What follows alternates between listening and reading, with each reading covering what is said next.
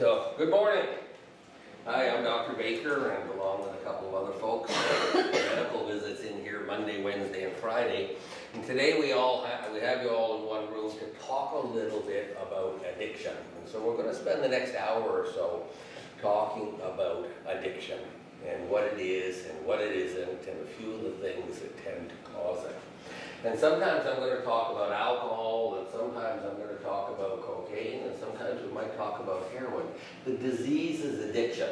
Whether you're addicted to alcohol or heroin or cocaine, the disease is the same. By the end of this talk, you'll understand why some people have that as a drug of choice and other people have another one as a drug of choice. But the disease is addiction. And so if I'm talking about alcohol and your drug of choice is cocaine, it applies to you as well. And if we're talking about heroin and you're an alcoholic, what I'm saying applies to you as well. The disease is addiction. It's not alcoholism, cocaine addiction, and heroin addiction. The only difference between a heroin addict and an alcoholic is that one of them usually smells better. Having said that, most of what we know today about addiction is thanks to cocaine. Cocaine has been around for a long, long time. 120 years ago, you could order cocaine from the Sears catalog. You can even order syringes to go with it. You can't anymore, don't bother looking. But cocaine and heroin used to be legal substances. You could buy them at the corner store. We had a horrible problem with addiction by the early 1900s, and they passed a whole bunch of laws, made some of these drugs illegal and others available on prescription only. There used to be cocaine in Coca-Cola and Pepsi. That's why Pepsi was the positive refreshers. You drink a little Pepsi with cocaine in it, give you a little more energy to get the housework done. They don't put cocaine in Coke or Pepsi anymore. They use caffeine, don't bother drinking a whole big bunch of it. They still use the plant. The Coca-Cola company is apparently the largest legal importer of coca-leaf. The plant that's used to make cocaine is still used to make Coca-Cola with flavorings and colorings and whatever else is in there. They won't tell us. But no cocaine hydrochloride, no active ingredient in Coca-Cola anymore. As they say, they replaced the cocaine with caffeine. So in the early 1900s, they passed a bunch of laws because they had these horrible problems with addiction, and cocaine kind of disappeared. You know, it just went out of consciousness, it kind of disappeared, people stopped using it. And in the mid-1970s, some enterprising South Americans saw a business opportunity, and they started to bring cocaine into North America. And in 1975, our understanding of addiction was really poor. We used to say, believe it or not, it sounds insane just 40 years later, but we used to say that cocaine was not addictive.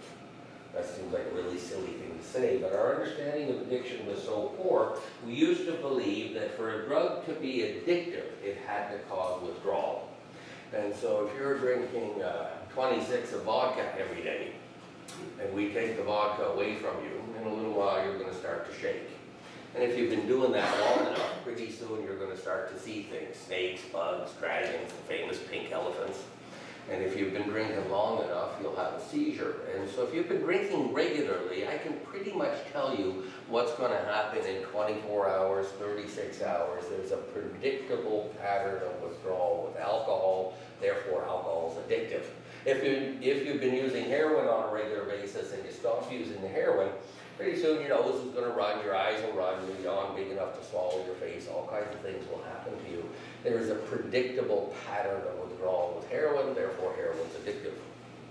If you're using cocaine on a regular basis and we take the cocaine away, you just sit there and look at us. It's not that you don't feel anything when you stop using cocaine, but unlike alcohol and heroin and so many other drugs, there is not a predictable pattern of withdrawal with cocaine as there is with the other drugs, and on that basis, 40 years ago, we used to say cocaine wasn't addictive. Seems kind of silly. We know a lot different today, but it's 1975, and 5 guys go out to try some cocaine that they've heard such wonderful things about, and they go to the discotheque, because that's where you went in 1975, to try some cocaine. 5 lawyers. Doctors and lawyers get along well. What's brown and black that looks good on a lawyer? Pitbull. Alright, so these 5 guys go out Saturday night to try cocaine. They've been hearing wonderful things about it. Best of all, it's not addictive. And they have a wonderful time, you know, they really do. They do all the things that you do at a discotheque and then some. But before long, one of them wants to do it on Sunday morning, and Monday, and Tuesday, and Wednesday. And before long, the guys at the law firm are saying, you don't stop sticking that shit up your nose, you're going to get fired. And before long, he is fired. And it's not much longer than that. Then the wife says, you don't stop doing that, I'm taking the kids and we're going. In fact, you're going, the kids and I are staying here. And before long, he was living out of the car, and before long, he had traded that for more cocaine. And so for the first time, it forced us to look at the question of addiction a lot differently. Up until that point, the major drug of addiction was alcohol. Is alcohol addictive? Yeah, but you know, on a scale of addiction, maybe it's a little less addictive than some other substances. It takes a while to get you. Most alcoholics probably start drinking alcoholically around 14, but they're probably 30 or 40 before they end up at a treatment center like this. And we kind of got used to them being that way, you know? They've been doing it for so long, it seemed like they had always been that way. He's always been a jerk, you know? Weakless, hopeless, helpless, don't waste your time. And we had a very moral judgment about addiction. Along came cocaine, and it forced us to look at things a lot differently, because here was a guy who 6 months earlier wasn't a weak-willed, immoral, degenerate. Well, he was a lawyer, he was immoral. But he wasn't a weak-willed, degenerate bum. He had lots of willpower. He got up every day at 5:30, went to the gym, went to work. By Western definitions of success, he was successful. He had a big house, 2 cars in the driveway. How come this guy was addicted? He did not fit our model of what an addict is supposed to be. And so we began to scratch our heads and say, well, something's not right here. Something was missing. And so we began to look at a bunch of stuff that we have known for a very, very long time. Not everyone who drinks alcohol becomes an alcoholic. Some people try very hard and still never get there. We have known for centuries, for thousands of years, that alcoholism runs in families. The ancient Greeks, Plato, the Greek dude, said, drunken and harebrained women beget drunken and harebrained children. So the Greeks knew that alcoholic mothers had alcoholic babies. They also believed that dumb mothers had dumb babies, but that doesn't matter to me. So the Greeks knew that alcoholism ran in families. We've known that alcoholism runs in families forever. But until recently, we used to say, well, it runs in families because that's what you learn.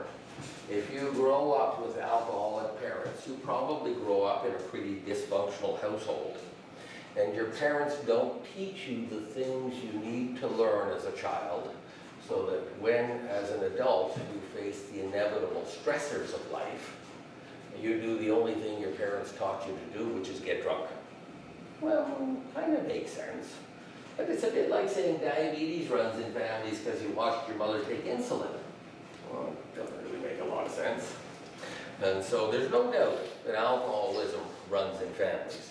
No one argues that. The question is, does it run in families because it's got something to do with DNA? Or does it run in families because it's a learned behavior? It's something you learn while you're growing up? That's a tough question to answer. How much of who you are today as a person is due to the DNA that your parents gave you that Saturday night? And how much of who you are today as a person is due to all of the things that have happened to you to this point? Do you like to get up early in the morning, or do you like to stay up late at night? You know, what is that, DNA or behavior? You go to the buffet, do you take the chicken or the steak? What is that? You know, eye color, that's easy, that's DNA. Hair color, that's DNA. The rest of the stuff, I don't know. It's a tough thing to figure out. Most of us grow up with our parents, and so at the end of the day, how do you sort this stuff out? So we had to look at kids who did not grow up with their parents. And kids who don't grow up with their parents are, don't all answer at once. Orphans, adopted. Kids that are adopted out early in life give us a really unique opportunity to separate the DNA that those two people gave you and the life experience that your adoptive parents give you. It's that only opportunity that we get to separate those two things. It takes a lot of kids to study these things. Nowadays we've got birth control pills and other control systems, and we don't get a lot of orphans anymore, but that wasn't always the case. In fact, the birth control pills have only been around for a little while. In 1945, the Second World War came to an end. And there were some 55 million people killed in the Second World War. That's a lot of people. And in those days, as in now, mostly civilians, not soldiers. At the end of the war, there were a lot of orphans. If you wanted one, you got one. If you wanted 10, great, we'll give you 10. We were just desperate to find homes for these kids. There were no home studies or anything like that done. So some of them went to pretty good homes and some of them didn't. In mid-1970s, about 1975, someone got the bright idea to go back and look at these kids that were adopted out after the war. It's now 30 years later, they're adults, and try and answer some questions about the risk of becoming an alcoholic. And so we divided them into two groups, and there were millions of these. Those that came from non-alcoholic parents, their real parents, the DNA donors, long since dead and gone, or those that came from alcoholic parents. And they were adopted out. They either went to non-alcoholic families, families in which there was no active alcoholism going on when they grew up, or they got a little unlucky and went into an active alcoholic family. That is a family in which there was active alcoholism going on when they grew up. And so they're now adults, 30 years later, they're out living on their own. They say, let's see what we can learn. If we look at the kids that came from non-alcoholic parents, real parents long since dead and gone were not alcoholics, and they were adopted out by other non-alcoholics. So they didn't come from alcoholics, they didn't grow up with alcoholics. Their rate of addiction when they grew up was under 5%. It was probably a lot less than that, but if it was under 5, you got lumped in the same category. 1%, 2%, 4.5%, it's under 5%. If you look at the same kids that came from non-alcoholic parents, so their real biological parents were not alcoholics, but they got a little unlucky at adoption time and they went to an alcoholic household, a household in which all that dysfunction was going on. Their rate of addiction when they grew up was exactly the same. Less than 1 in 20 of them grew up to have an addiction. If you look at the kids that came from alcoholic parents, their real parents, long since dead and gone, were alcoholics. But they were adopted out into a non-alcoholic household. So biologically they came from alcoholics, but they grew up in a so-called normal household with no active addiction. Their rate of addiction when they grew up was about 40%, or about 8 out of 20 of them. And if you look at the kids who came from alcoholic parents and were twice unlucky, they got adopted out and raised by other alcoholics, their rate of addiction was about 40%. And so what the study began to show us is that your chances of becoming an alcoholic, of developing an addiction, have a whole lot to do with where you come from genetically, and don't seem to have much to do with where you grow up. So, well, that's interesting. That's not really consistent with everything we used to believe. Let's look at another group. Twins. There are two kinds of twins, right? Fraternal and identical? Exactly. So if you're a woman in this room and you're in your reproductive years, about once a month you have a period. And what happened was about 2 weeks before that time, 2 weeks before you bleed, one of your ovaries will release an egg. And if that egg gets fertilized in the next 72 hours, in the next 3 days or so, you'll become pregnant, and 9 months later you'll have a baby. And if that egg doesn't get fertilized, a couple of weeks after it's released, you have a period, and next month you start the cycle all over again. You have 2 ovaries, a right one and a left one, and they usually take turns. January, February, March, April, on it goes. Some women, and there's this genetic tendency in families, have double-barreled shotguns. They fire both ovaries at the same time. It tends to run in families. And they release 2 eggs in a cycle. And if both of those eggs get fertilized, and there are millions and millions of sperm, so there's lots to go around, you end up with 2 individuals developing, and 9 months later you have twins. And those are fraternal twins. And so these twins come from 2 different eggs and 2 different sperm. They are 2 different people. In fact, they're so different that one can be a boy and the other is a girl. We call them similar names, we dress them the same, and this is James and Jessica, and we call them twins, but really they are no more closely related to each other than they are to their brother or sister born 2 years earlier. Okay? The other kind of twin is a little stranger. That's identical twins, and you start off with 1 egg, it gets fertilized by 1 sperm, and it should go on to develop 1 people, but for reasons that we don't understand, the egg divides very early in the process, and we end up with 2 people. These 2 people are identical. They come from the same egg and the same sperm. They have the same DNA. They're both boys. Can't be a boy and a girl. They're identical. And they're identical twins. So we went into large treatment centers in the States, rooms like this, but maybe with 100 or 200 people in them. And we say, who in this room has a twin?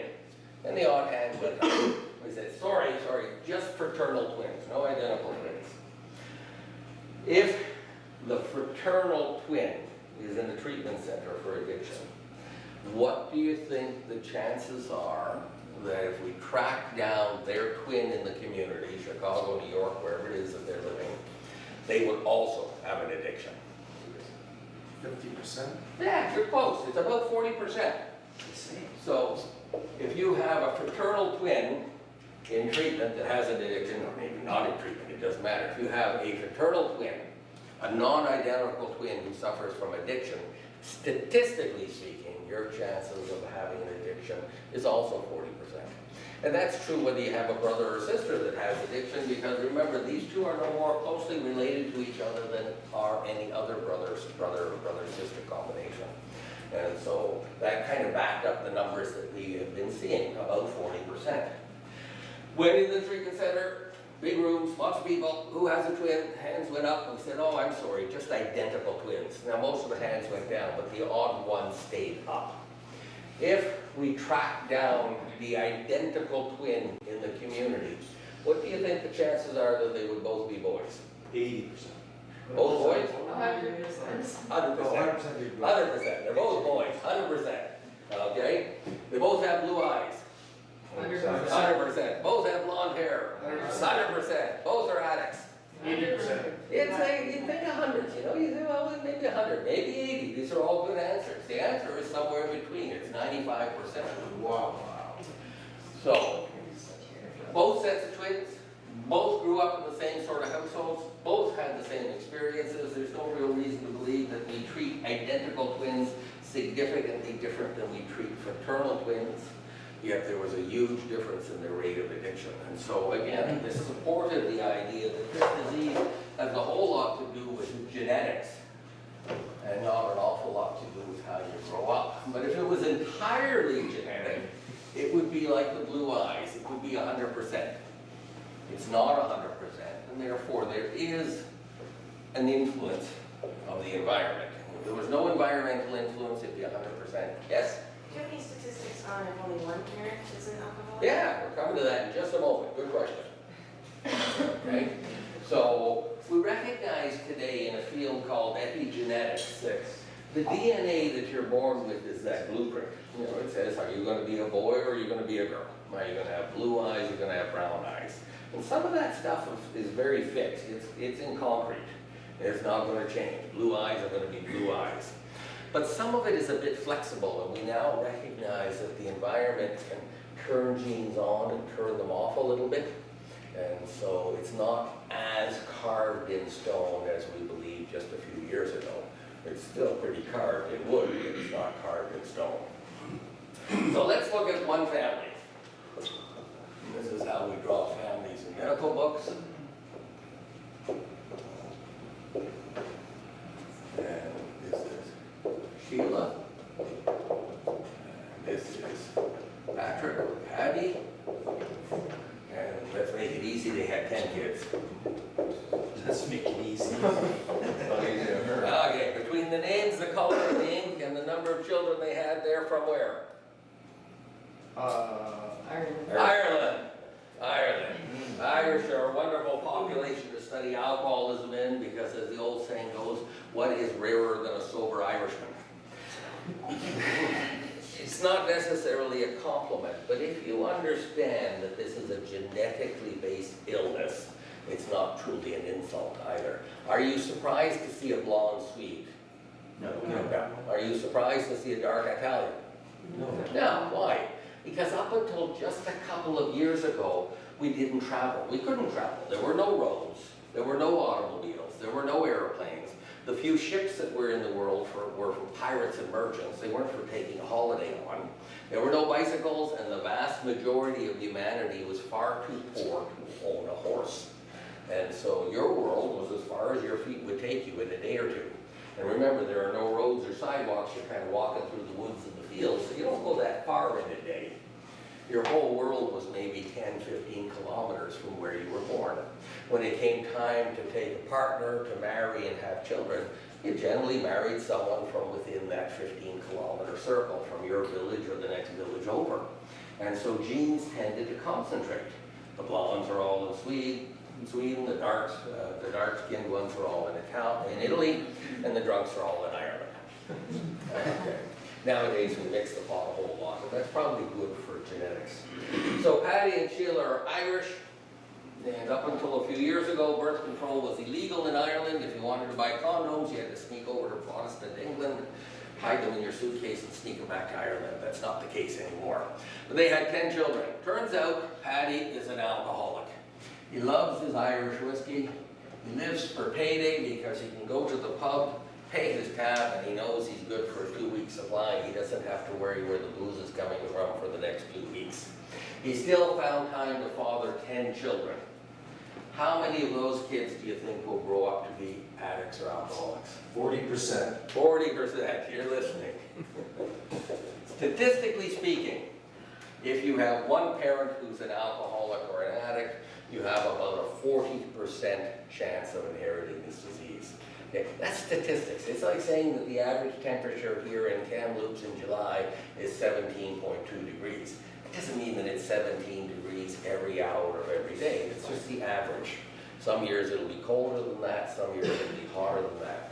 Some families with one alcoholic parent, you'll see that all 10 of the kids grow up to be alcoholics, and in other families, just one.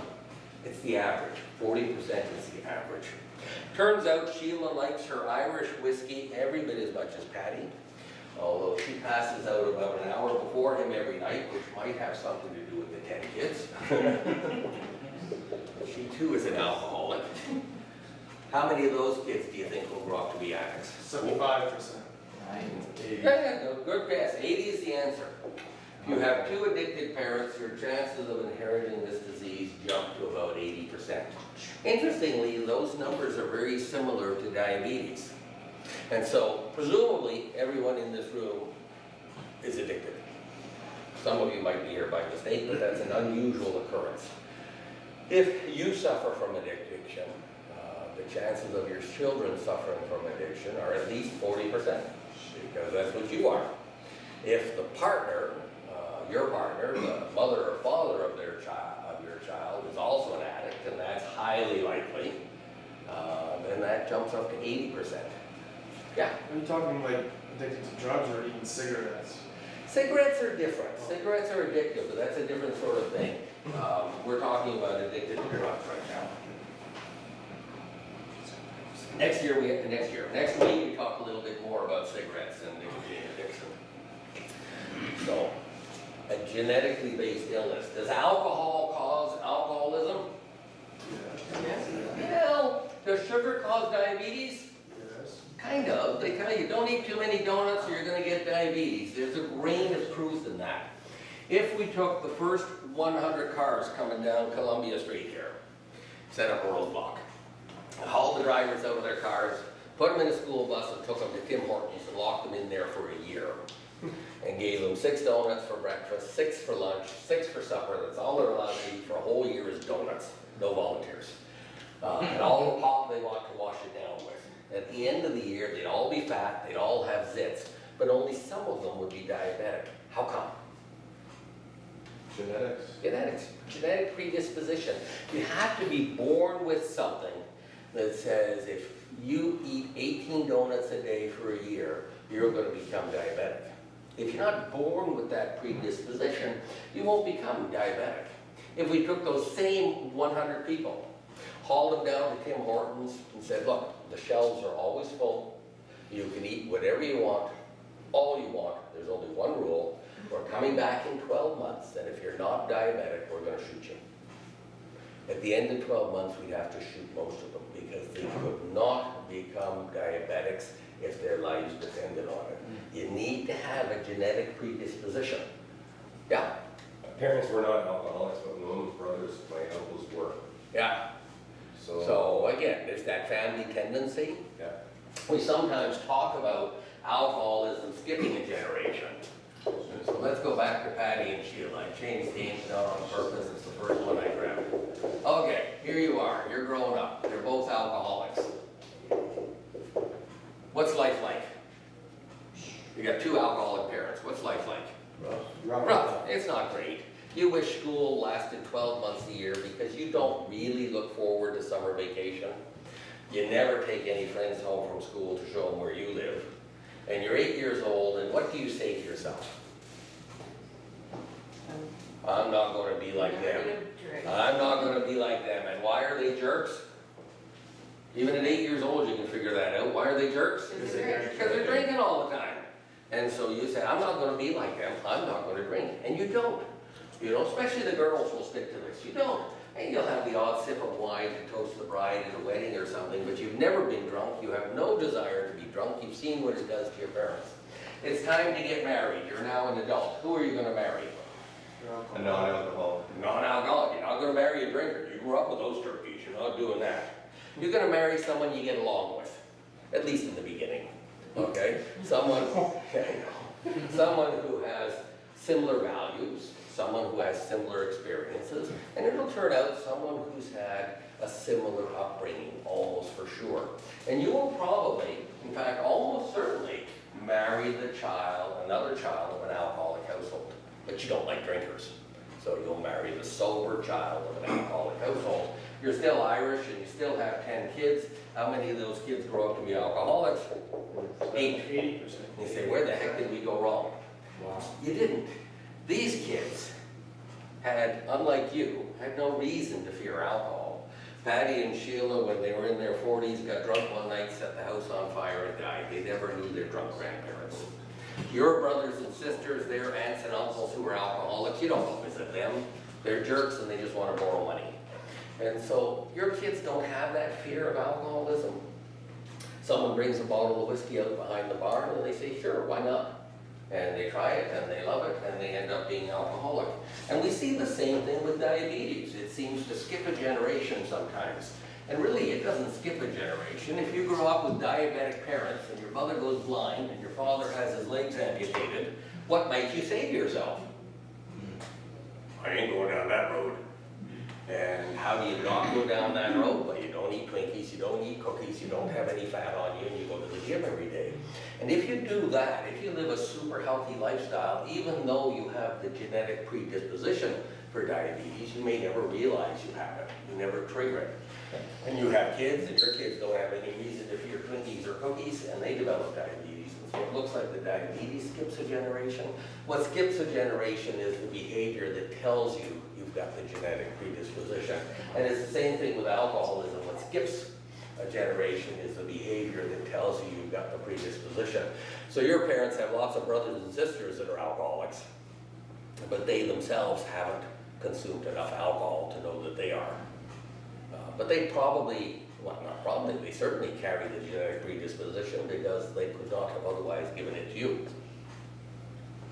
Make sense? Yeah. Male and female parent, the father's an alcohol, they have a daughter and a son. Is there a higher relationship and percentage between the son and the father than there's the son and the daughter? Yeah. There's definitely a male preponderance, and we could go on for hours and hours about the subtleties of the genetics. But it's far easier for male babies to inherit this disease than female babies. Although when the females inherit it, they tend to inherit a worse version. It's more severe. Sorry, girls. It's just, again, the way it is, you know? So my question would be also, if the mother's the alcoholic and the father is not, does the female child have a higher disposition to more than 40% to have alcohol? Not that I'm aware of. Okay, interesting. But this stuff is very much in flux and changing. I think the message today, so far, is that alcohol does not cause alcoholism any more than sugar causes diabetes. You know, there's a role, yeah, there's a role, clearly there's a role. But it's the genetic predisposition that puts us at risk.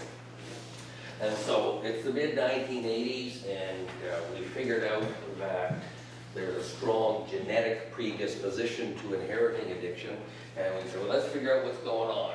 So we figured it's probably got something to do with the brains. And so we looked at university students. University students are generally kind of poor. You put an ad in the campus newspaper, wanted volunteers to study alcoholism, free booze at $100, they line up at the door. And that's what they did. And so we divided them into two groups, our famous two groups. Those that came from non-addicted families, and those that came from addicted families. And so to get into this group, we take a detailed family history, aunt, uncles, grandparents, cousins, twice removed. Look as hard as you want, you can't find any addicts. And to get into this group, you just have to be Irish, shake the family tree, they fall out all over the place. Otherwise, the two groups were the same. You know, we want the same age distribution, we want the same number of boys and girls in each group, and most importantly, we want the same or similar alcohol experience. So we don't want anyone in this group who is an alcohol virgin, and we don't want anyone in this group who is clearly an alcoholic. If that's the case, here's your $100, thank you very much, goodbye. And so we divided them into two groups. And if you sort of pull a skull off the brain, that's kind of what it looks like there. That's an eye, and that's a nose, and that's your brain. And so we took some vodka, and we labeled it with radioactivity. It sounds terrible, but the vodka doesn't glow in the dark. If you go to the hospital and get a thyroid scan or a bone scan or any number of nuclear scans, what we do is inject a small amount of radioactivity into you, and then with an instrument we carefully follow where that goes, and that can give us some valuable information on what's going on inside of you. We can do a nuclear alcohol scan. Now you can't go get one. This is a research tool. It's not readily available, but we can do it. So we took some vodka and we labeled it with some radiation and we injected it into these kids. And we said, let's see where it goes. And so the reason we injected it is we wanted to make everything the same. We wanted to control for all the variables. We don't want to worry about who has 2 hamburgers in their stomach and who has only 1. And so by mainlining it, everyone gets the same amount of alcohol at the same time. And in this group, there was a bunch of glowing here, a little bit here, and a lot back here. And that's not terribly surprising. The front of your brain, the part of your brain behind your forehead, is called the frontal lobes. That's the part of your brain that allows you to close your eyes and imagine what this room might look like if it was painted green. It's the part of your brain that controls inhibition and judgment. It's the part of your brain that says, don't fart in group, don't pick your nose at the table, and don't pat bums that you don't know very well. Okay? Have a few drinks and you will do all kinds of things that you would never do sober, because alcohol tends to affect that part of the brain more. The part of the brain glowing at the back with alcohol is the fine motor coordination. And until recently, now they've got these roadside screening devices, but until recently, if the police wanted to see if you've been drinking, they'd get you to do something like put one foot right in front of the other and touch your nose at the same time. Because that's a difficult thing to do. It's real easy to do if you're sober, but if you've had a bunch of drinks, it's real hard to do that because alcohol affects that part of the brain. What's the most sensitive part of your body to the effects of alcohol? Your motor controls? Motor controls, usually your liver. It's actually your auditory nerve. The nerve that connects your ear to your brain is the part of your body that is the most sensitive part of you to alcohol. So if you take a 6-year-old and you put the old-fashioned headphones on him and you play some music, what does he do? He shouts. He says, ah, this is deep. Why does he shout? Because we listen to ourselves when we're speaking. We don't hang on every word, but we listen to how loudly we're speaking. And if we think we're speaking a little too low, we raise it. And if we're talking too loud, we lower it. And so when you put the headphones on the kid and he speaks, he can't hear himself speaking. And he figures you can't hear him either, so he shouts. And that makes sense. If you give people a few drinks at a party on Saturday night, the first thing to be affected is their auditory nerve or their hearing. Their ear gets disconnected from their brain. And pretty soon they start to talk loud and laugh loud. And by 11 o'clock they're all shouting, and by 1 in the morning the music is cranked up as loud as they can because they're going deaf from alcohol. It's a temporary deafness. It wears off the next day. In fact, then something, you have a hangover. But this is why alcoholics are noisy. Now you know why drunks are loud, because they lose their hearing when they drink. We took the same radioactive labeled vodka and we injected it into the kids that came from alcoholic families, those that had a high genetic risk of being addicts themselves, but they weren't already addicts. And we saw the same sort of distribution, except that there was an area down here that was glowing with radiation that wasn't glowing in these brains. We think we're onto something. And so what is that? What was? The addictive gland or whatever you want to call it? Well, yeah. The addiction center. We don't usually call it a gland, but yeah, the same idea. Same idea. If you put a finger between your eyes and one in front of your ear, and imagine where those two lines would meet inside your head. That's kind of the area we're talking about. Or find a soft part of your palate, deep inside the brain. Yo. Is that like right where your spine connects to your brain there? Sort of, yeah. Your spine connects a little lower than that, but getting very close to that area, yes. So that part of your brain controls a lot of your basic stuff. For example, breathing. We're all breathing 15 times or so a minute in here. But no one's going for 4 seconds, now to breathe again. It's automatic, you don't need to think about it. But you can control it a little bit. If the person next to you lets one go, you might not breathe for a minute or so. You got a little control over that. It controls breathing, it controls hunger, thirst, horniness, all of these things, these sort of basic instinctual stuff. That's what goes on in this area. So we come into this world a little bit like a smartphone or a tablet or a computer. You go buy one of those things and you turn it on, it works. I don't have to teach my iPhone how to be a telephone. It knows how to do that out of the box. But you know, if I want this thing to work for me, and there's certain apps or programs that I'm going to download into it. It's going to learn how to do this, that, or the other thing, because that is what makes it useful for me. As human beings, we come into this world a lot like an iPhone. We have some basic programming, and the rest we have to learn. You don't have to teach a baby to cry or to pee, but it needs to learn to walk and talk. And so it comes with some basic programming, and the rest needs to be learned. So how does that work? Like, why do you learn things? And why not? And so we come in with some basic hardwired programming. Number one of the hardwire is? Number one, most important thing in the world. Breathing. Breathing, eating, drinking, stay alive. You're hardwired to stay alive. So as a baby, when you're born, you don't have to tell them to breathe. If they got hungry, they cry. If something bothers them, they cry. They're programmed to stay alive. And the number two program? Survival. Survival's number one. Reproduce. If you don't stay alive, you're dead in 70 years. But if all you do is stay alive for 70 years, there ain't no people. So eat and screw. You're hardwired to do those two things. Stay alive and reproduce. Okay? How does your brain get you to do that? Sense. Sense messages. Yes. So yeah, it sends these through the air and says, time to eat. Kind of, sort of, not really. So this center that we're talking about in the middle of your brain, this pleasure center, this addiction center, has a lot to do with getting you to do the things that are going to keep you alive and help you reproduce. And so it has some receptors in there. And your brain is capable of releasing chemicals to modify your behavior. So it's Saturday night, It's 11:30, you've been playing poker with friends or watching movies with friends or whatever. It's time to go home. You lost your license a few months ago, I'm not sure why, but you did. And you live about 3 kilometers away. It's November, it's dark, it's windy, it's raining a little bit, but not much. And it's 3 kilometers to go home, or you can cut through the woods in the old graveyard and it's about 1 kilometer. Yeah, okay, I'll cut through the woods. You know, it's only a kilometer, it's a path. And so you're walking through the woods alone at 11:30 at night in November, and before long you hear crack, crack. It sounds like someone is stepping on branches behind you. And you turn around and you think you see a shadow. How does it feel? Creepy, scary, it does not feel good. You're not a happy camper. How come?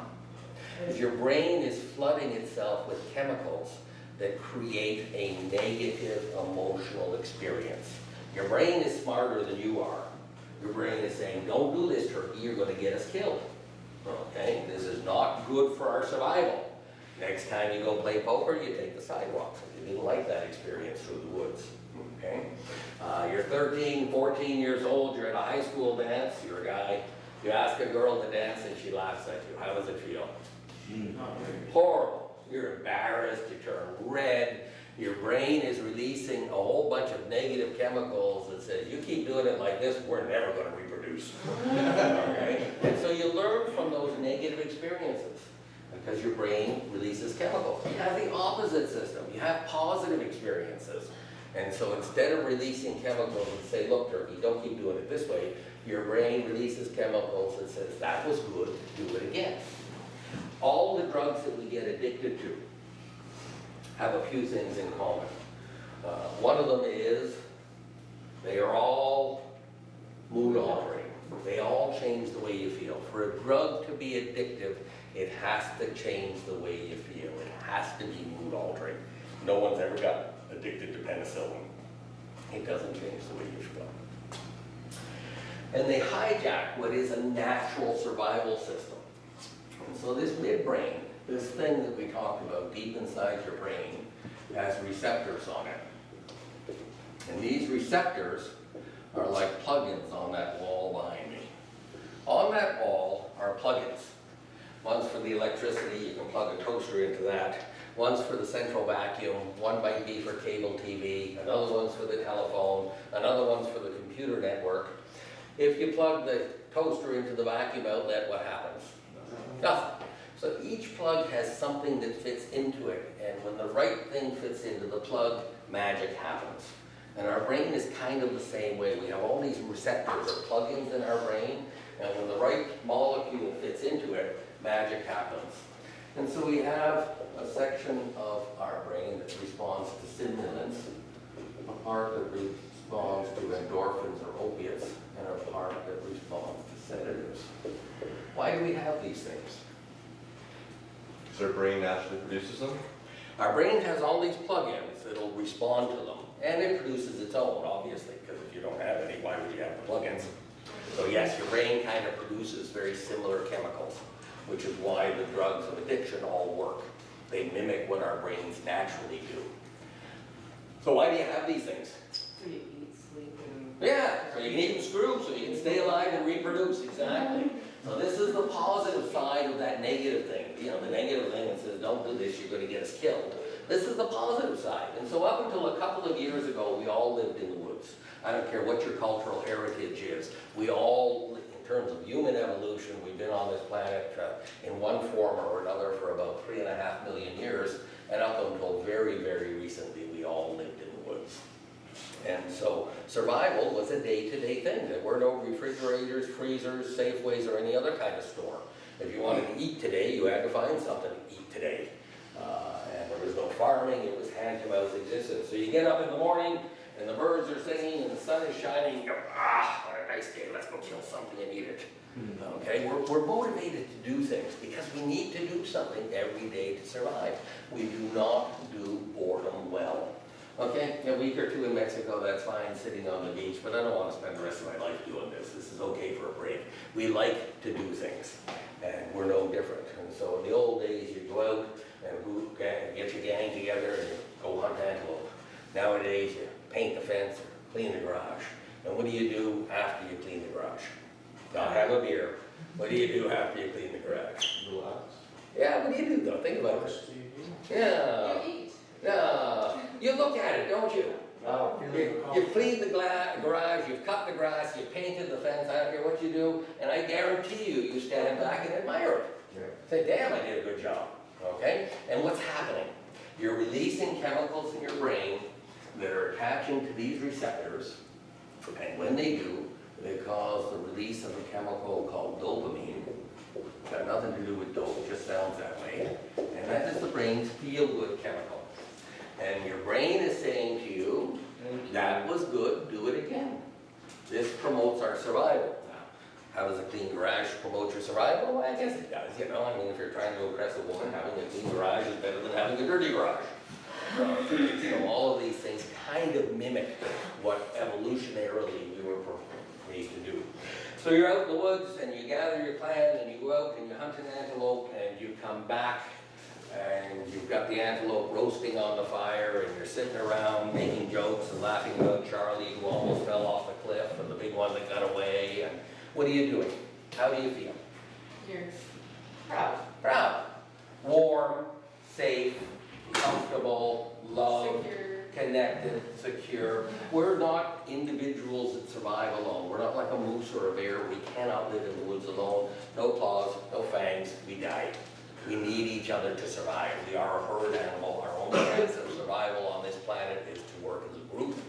And we've done that very well for a long time. And so as I'm sitting around the campfire making jokes with my friends, I'm reinforcing those bonds. I'm saying, I've got you, you've got me, together we're a team.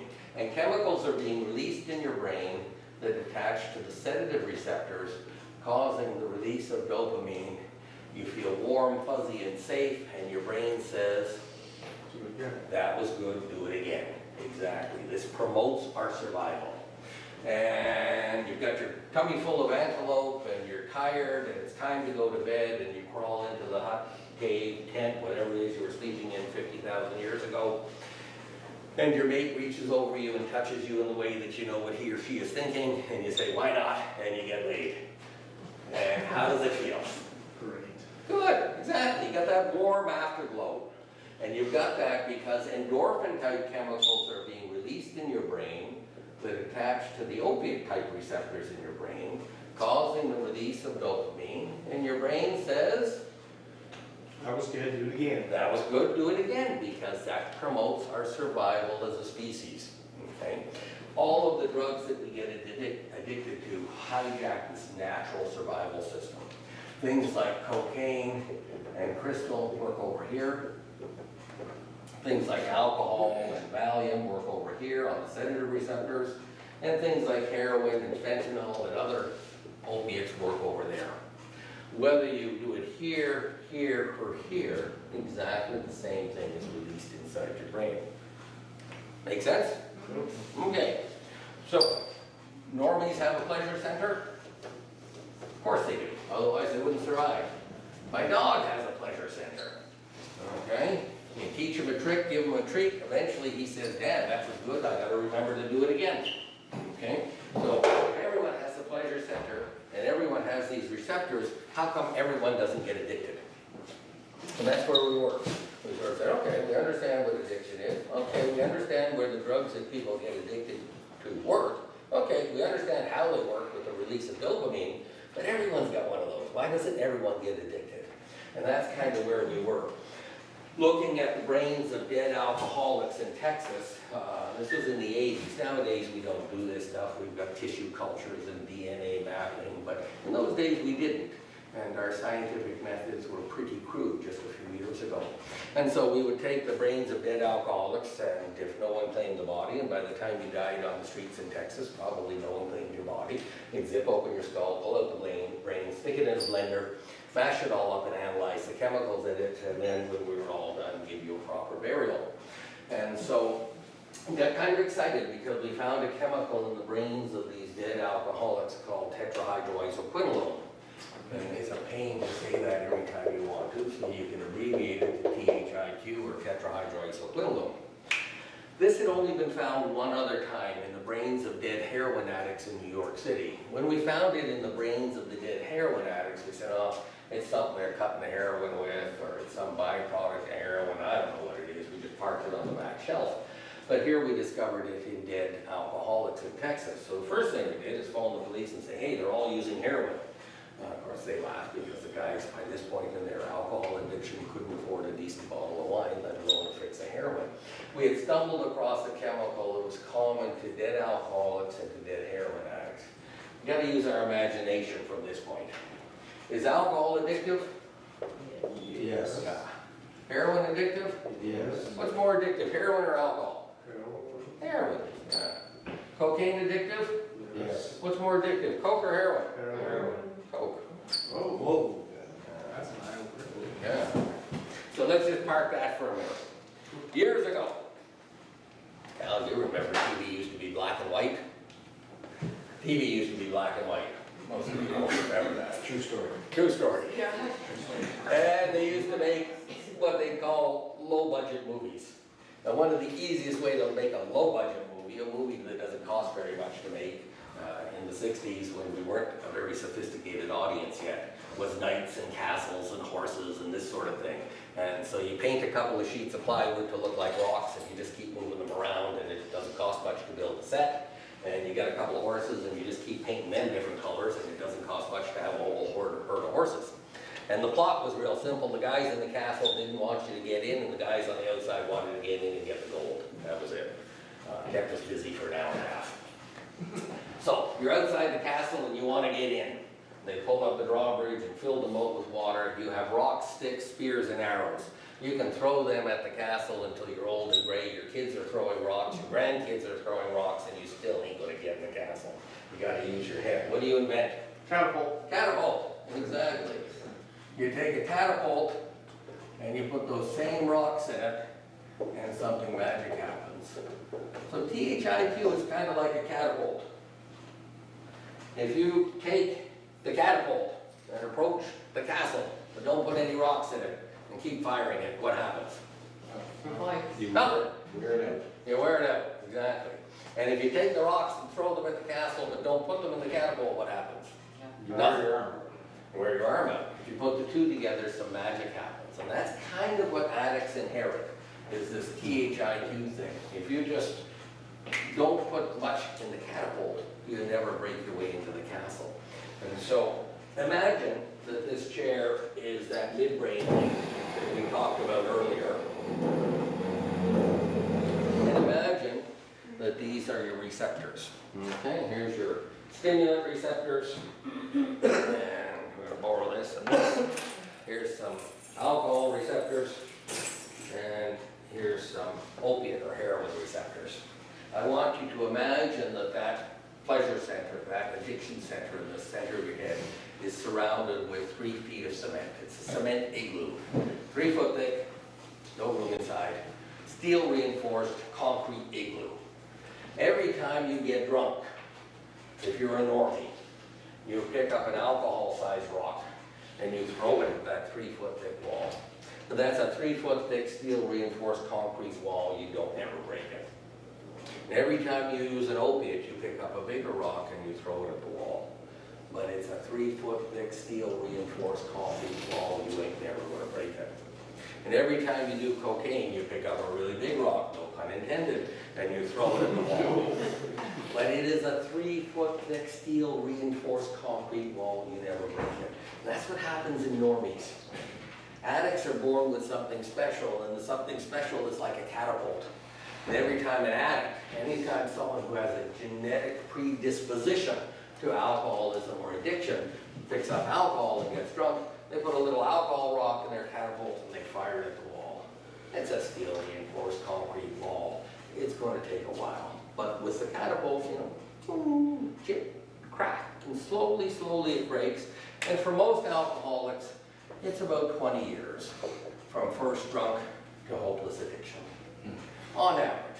Some people will do it in 3, others take 40. On average, it's about 20 years. People start drinking alcoholically when they're 14, and they're probably about 35 by the time they end up in a place like this. If you use heroin and put a bigger rock in the catapult, it's gonna break that wall a lot more quickly.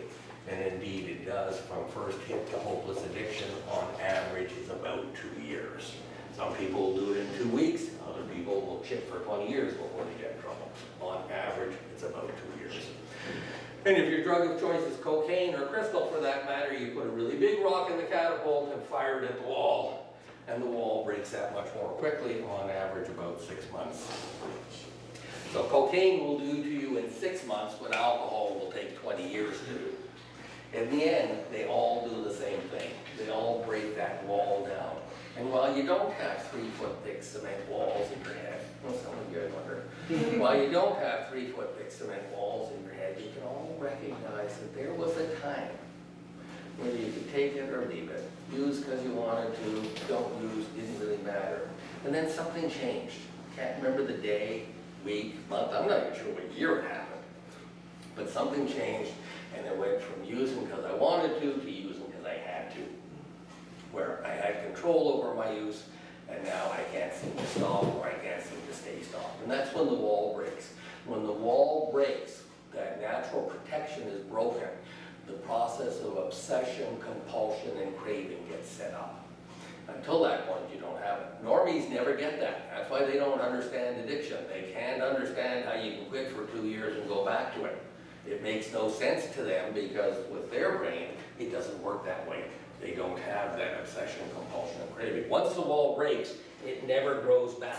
And it doesn't matter whether you broke the wall with alcohol, heroin, or cocaine, or any other drug for that matter. You have one wall and one addiction center. Once the protection is gone, it's gone for all substances. You are addicted to things that you haven't even tried yet. You don't have a heroin wall that takes 2 years, an alcohol wall that takes 20, and a cocaine wall that takes 6. It doesn't work that way. You have one wall. AA says once a cucumber becomes a pickle, it don't never become a cucumber again. The wall never grows back, unfortunately. Your only option is to remain abstinent. Makes yeah. Any relationship to the catapult and willpower? So willpower has got nothing to do with it. Okay. Telling an addict not to use is kind of like telling someone with severe depression to cheer up. You know, it's like you missed the boat here. This person is not depressed because they're sad. They're depressed because they have a biochemical abnormality in their brain over which they have no control. If you're diabetic, tell you, well, lower your sugars for Christ's sake, smart up. Right. You can't do that. You have a biochemical abnormality in your sugar metabolism that does not allow you to regulate your sugars properly. You can do it, no problem. You can't. And so willpower has got nothing to do with addiction. It's got nothing to do with willpower any more than willpower fixes depression. It's a brain disease due to neurotransmitters in your brain. And in fact, the more you try and use willpower, the worse it gets. No kidding. Yeah, so willpower's got nothing to do with it. And AA, despite the fact that they did not understand the science and the neurochemistry, understood that in 1939 when they wrote that book. You know, the first step says we're powerless over alcohol and the life of manual. Powerless means willpower does nothing. You're powerless. Willpower is useless. In fact, it's a negative. So the THIQ is a biochemical response to alcohol? No, and yes, we're not 100% sure. We're still figuring a lot of this out. And so the last part with the wall and the rocks, of course, was an imaginary scenario to just make it understandable. We're not sure, but we think the THIQ is something that you inherit from the beginning, but it may be a biological response to drugs and alcohol. So the alcoholic and the drug addict has the catapult. Correct. Born with that. Correct. But it's a biochemical trigger or it's not. Because how does a 40 to 60% change whether you have it or not? Right, there's a 40% of alcoholism, there's a 60% chance not. So what's the chemical change for the catapult to fire? So there's big catapults and little catapults.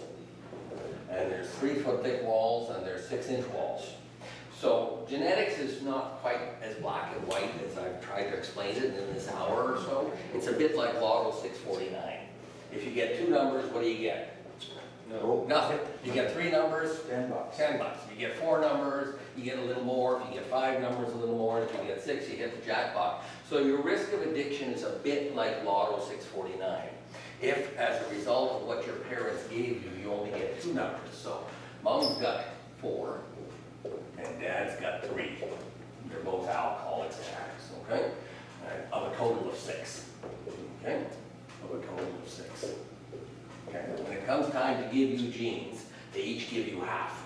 Now, mom could give you 3 bad ones, 3 addicted genes, or she could give you 2 healthy ones and 1 bad one, because that's what she's got. She's got 6, 4 lines and 2 zeros. Okay? If she gives you 2 zeros and a 1, and your dad happens to give you 3 zeros, you come up with 5 zeros and only 1 of the 6 risk of addiction. Okay? That's your brother. Okay. All right? What he win on Lotto 649? He got 1 number. Take off. Nothing. Got nothing. Okay? Your sister from your mother got 2 lines, or 2 X's and a 0, and your dad gave her a 0 and a 0 and an X. So now she has 3 X's and 3 zeros. So she's at a bit of a risk. But it's a 3X risk. You got 3 X's from your mother, and your dad gave you a 0 and 2 X's. Oh, yeah. You've got 5 X's and a 0. I You hit got the 5 jackpot. numbers. I hit the jackpot. And not the jackpot, but you got 5 numbers, still pretty good price. Yeah. And so this one has virtually no risk of addiction because you get nothing for 1X. This one has a moderate risk for addiction, it's balanced 3 and 3. And you over here, you got 5 X's and 1 0, you're a sitting duck. You drink, you're in trouble. Okay? Same parents, same genes. Because each time it's half, but you don't know what half. It could be all X's, it could be 2 zeros and an X in this case. And so it's not quite black and white, it's not quite yes or no. So that's a random. It's a random. Okay, so based on the Texas study, the THIQ, recognizing that chemical, what produces that biochemical in us? Good question. It's a genetically inherited trait. And so the DNA kind of codes your factories to produce different chemicals or proteins. And that determines everything from skin color to eye color to height to weight to all kinds of things. So is it brain and stomach, or stomach starting that leads to the brain? Brain. Because we have to digest it first. Brain. It's all in the brain. Okay, but so the biochemical reaction that creates the THIQ, do we know where that trigger is? No. Okay. Okay. Any other questions? So, yes. So like if it's hereditary, does it only affect one child or can every kid get it? It's a crapshoot every time. So every time you have a child, you play this genetic game. Okay, where this one gives half, and this one gives half. And every time, it's a different combination. So, you know, it's like playing dice, but you got 6 dice instead of 2. And every time, you're probably going to get a different combination of numbers. Certain combinations will add up to no risk. Other combinations will be slight risk. You can get addicted, but you got to work at it. It's not going to happen that easily. A bit like diabetes. You can get diabetes, but you really got to work at it. You got to eat a lot of junk food. You got to get no exercise. You really have to make an effort to become diabetic. Or you're at very high risk. You almost got to do nothing and you're going to get it. And each child has its own risk because each one is a different throw of the dice. And all 3 of them could fall under the bottom one there, or all 3 of them could be the first one. Yeah, exactly. It's a Yeah. crapshoot. It's a crapshoot. But like flipping a coin, heads, tails, you know that on average it's going to be 50-50. Yeah. But you could do 10 tails in a row. It's possible. Yeah. It's just not likely. So you get this straight, I have 2 kids with 2 different women, and I'm an addict and they're not, so they both have 40% chance? Well, statistically speaking, both of your children would have a 40% chance. I would look a little closer at the mothers, because if they wanted and are willing to have anything to do with you, they probably have some risk of, or some inheritance, or some addiction in their family. So you want to look a little more closely. Even though mom's not an addict, you got to look at her family history. Her parents parents aren't either. Okay, parents and uncles, Grandparents were, grandparents, yeah, there you go. Yeah, there you go. So it's probably closer to 80. I had one in the back first. So how many generations later, if you're getting sober, is it like a safe zone? Or if one decides to start something again, it starts all over again? Very good question. And so if you're Italian and you want to be a Swede, and you dye your hair blonde, and your kids dye their hair blonde, and their kids, and their kids, and their kids, and their kids, 10 generations, they've all been dyeing their hair blonde. Are the babies born blonde? No. No. So the genetics carry through unless there's a reason to change them. If you're Italian and you marry a Swede, and then marry another Swede, then yeah, the genetics are going to get diluted, and pretty soon we've got blonde Italians. That's true.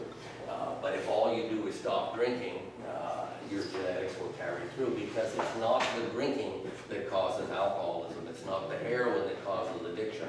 Those are the things that tell you you've got the genetic predisposition. Okay. I read a medical report regarding stomach enzymes and the production of THI. Is there any truth to that? Could well be, again. You know, there's a lot of this stuff we don't understand, and what I've tried to convey in this short period of time is that addiction is not caused by behavior. Your behavior is what tells you you've got the addiction, much like eating too many donuts tell you you've got the genetic predisposition for diabetes. Okay, one more question.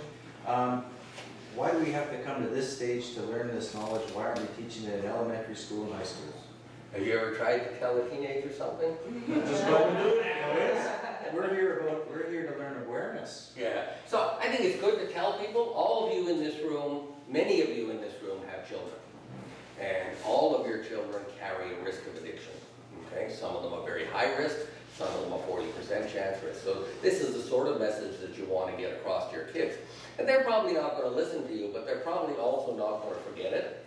And hopefully, if they wander down the same path, they will recognize what's going on earlier. They will say, oh, shit, it was right. You know, so I think it's a wise idea.